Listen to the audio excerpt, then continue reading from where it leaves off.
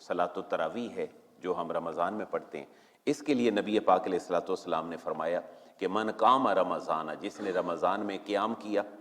ایماناً واحتساباً، اپنے ایمان کا مظاہرہ کرتے ہوئے ایمان اور ثواب کی نیت سے، تو غفر لہ ما تقدم من ذنبہ، اس کے اوپر ایک بشارت ہے کہ اللہ اس کے گناہوں کو معاف فرما دیتا ہے۔ گویا کہ اللہ کے حضور یہ حاضری گناہوں کی بخشش کا ایک سبب ہے۔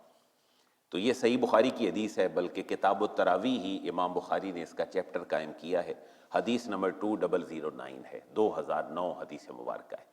اب اس کے آگے 8 رکعتیں ہونا یا 20 ہونا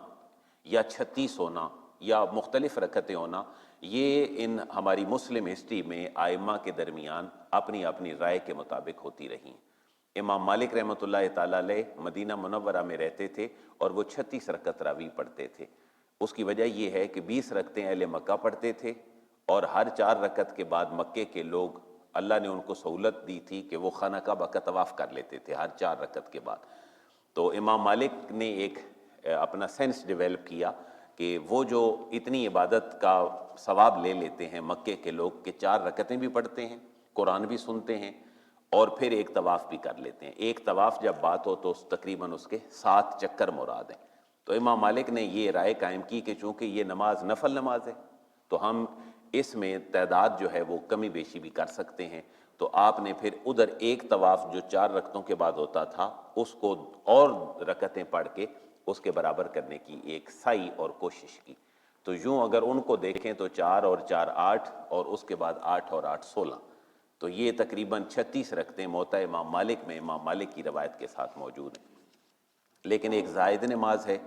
اور نفل نماز ہے اور سنت کی حیثیت رکھتی ہے، کیونکہ نبی پاک علیہ الصلوۃ والسلام نے اس کو باقاعدہ پڑھا ہے،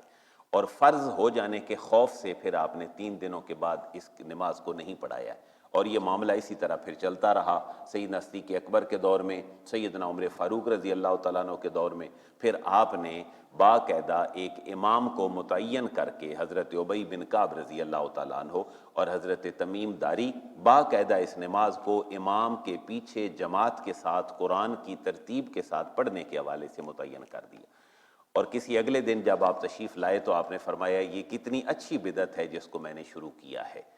تو یہ بھی صحیح بخاری کے الفاظ ہیں بدعت کے بھی، جو میں نے آپ کی خدمت میں رکھے ہیں، کہ ایک اصل حضور کے زمانے میں اس نماز کی موجود تھی، اس کے اندر تھوڑی سی موڈیفیکیشن کو حضرت عمر نے کہا کہ یہ بہت اچھی